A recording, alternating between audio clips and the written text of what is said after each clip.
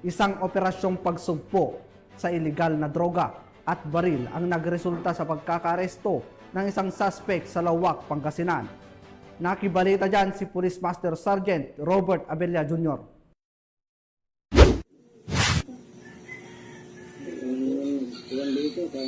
Isang lalaki ang naaresto matapos ang matagumpay na operasyon ng Lawak Police Station, Provincial Intelligence Unit, Pangasinan PPO at 2nd PMFC sa Zone 4, Barangay Kabilawan, Lawak, Pangasinan noong April 3, 2025, bandang alas 4 ng umaga.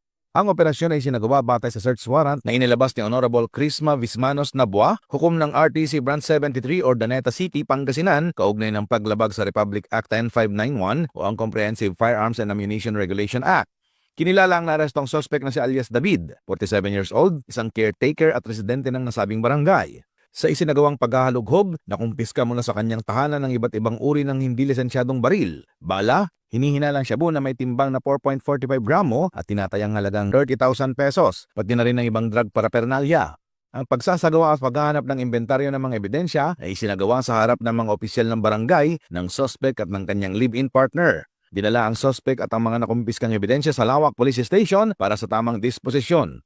Kasong paglabag sa RA 10591, Illegal Possession of Firearms and Ammunition, at RA 9165, Comprehensive Dangerous Drugs Act of 2002 ang inihahanda laban sa kanya.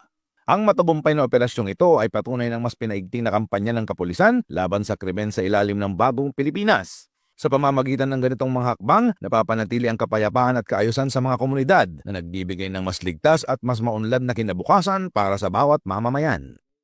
Mula dito sa Ilocos Region, ako po ang inyong PNN Correspondent, Police Master Sergeant Robert Abella Jr., alagad ng batas, tagataguyod ng Balitang Pulis.